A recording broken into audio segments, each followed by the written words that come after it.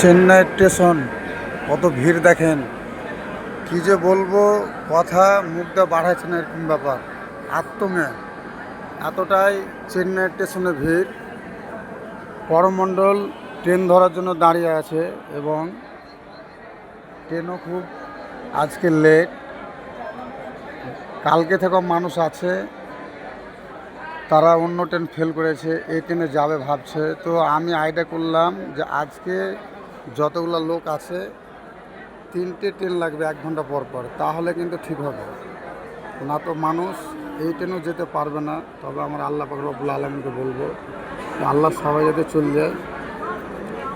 আর এমনই অবস্থা যাতে কারোর নসিবে কোনো খারাপ কিছু না ঘটে, কোনো দুর্ঘটনা না ঘটে। আমার আল্লাহকে আমি বলছি যে আল্লাহ কোনো দুর্ঘটনা কারোর না ঘটে, কারণ মানুষ কান্না করছে, এরকম অবস্থা।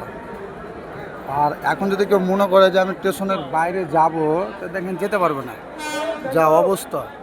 আমরা মিডিল পজিশনে আছি, তবে আমি খুব ভালো জায়গাতে আছি, এই যে আগের দিকটাতে আছি। এখন আল্লাহ ভালো জানে উঠতে পারবো কি না পারবো। আর যেসব মানুষের টিকিট আছে, টিকিট নিয়ে কি করবে মানুষ, কিভাবে উঠবে না উঠবে, এটাই তো চিন্তা।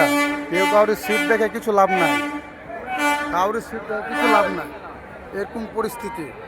আর আজকে করমণ্ডল অনেক লেট, এখনও মানে এটা অনুভব করলাম যে করমণ্ডল লেট হবে, কারণ ট্রেন এখনও মেল ঢুকেনি।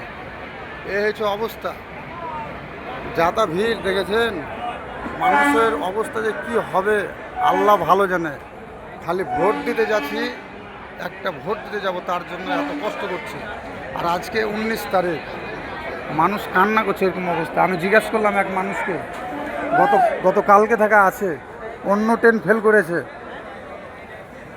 মুখটা কথা বাড়াইছে না ভালোভাবে, যে কি বলে ভিডিওতে আর কী কথা বলবো। যাক, মেল ঢুকলো এখন, এই যে মেল ঢুকছে লেটে। ভালো থাকেন, দোয়া করবেন আমাদের জন্য।